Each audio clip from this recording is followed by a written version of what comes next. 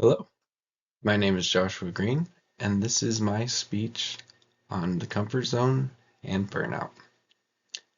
Nicholas Romanov II was the crown czar of Russia in 1894. You can imagine how bewildered he must have been. His manor under siege by his own people, and his entire family about to be put to death. All because the people around him came to the conclusion that it would be easier to kill him than it would be to have tough conversations with him about the problems of the day. I believe that in some facet of our lives, we are all like Nicholas Romanov in the fact that people are either too scared or too afraid of conflict to bring us the issues that do affect us, be it in the workplace, be it in our interpersonal relationships, or with our health. Things gradually end up falling apart because we either don't know how to listen to ourselves and communicate with ourselves or the others around us. And that's why I have chosen the topic of the comfort zone.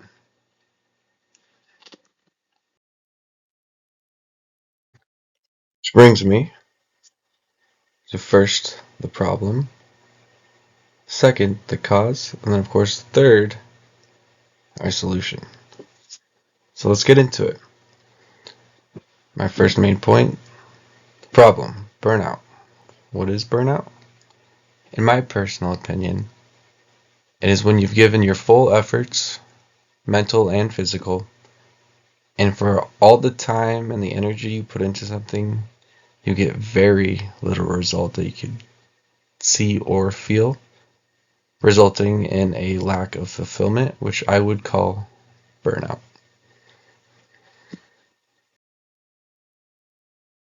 We've burned out, at least myself.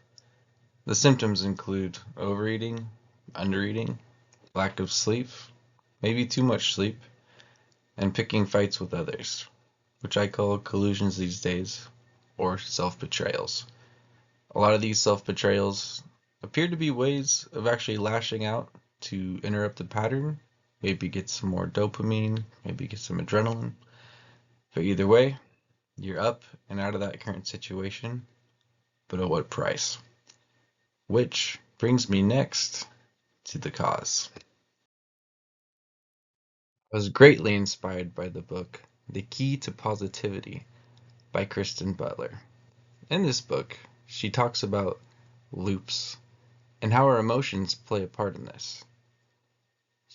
She talks about how you have about 30 seconds when you feel an emotion coming on, where if you let it pass, it passes, but if you lean into it and let it grab hold of you, you can be in this loop for hours, days, if not months, depending on who you are. And if you are in an anxiety loop with all the emotions that color that, that can be a big step towards burning precious resources.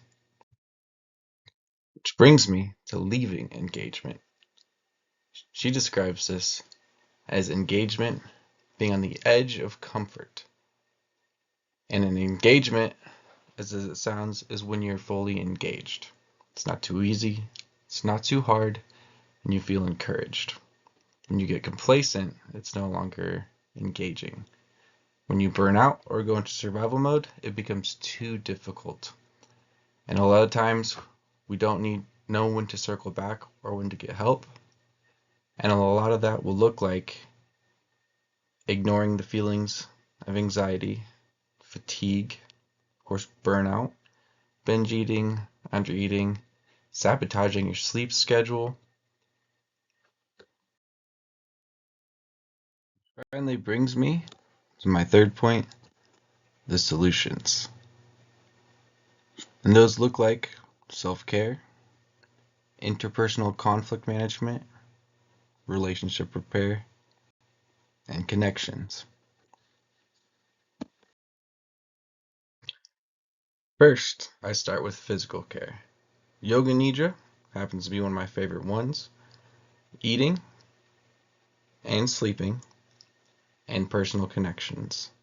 All of these are invaluable resources. But you have to ask yourself, which of these things do I need?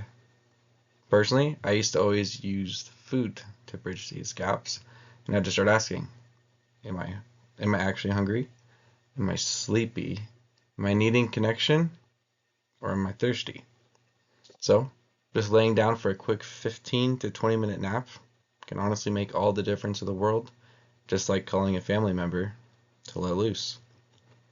I was greatly inspired by the book called The Bonds That Make Us Free by Terry Warner. I saw this text almost like an interpersonal conflict guidebook, and he discusses collusions, which is basically arguments and fights, our roles in them, and our perceptions of them, and I found this to be greatly profound in changing what I bring. So, in closing, I would like to read you a poem from T.S. Eliot's Four Quartets.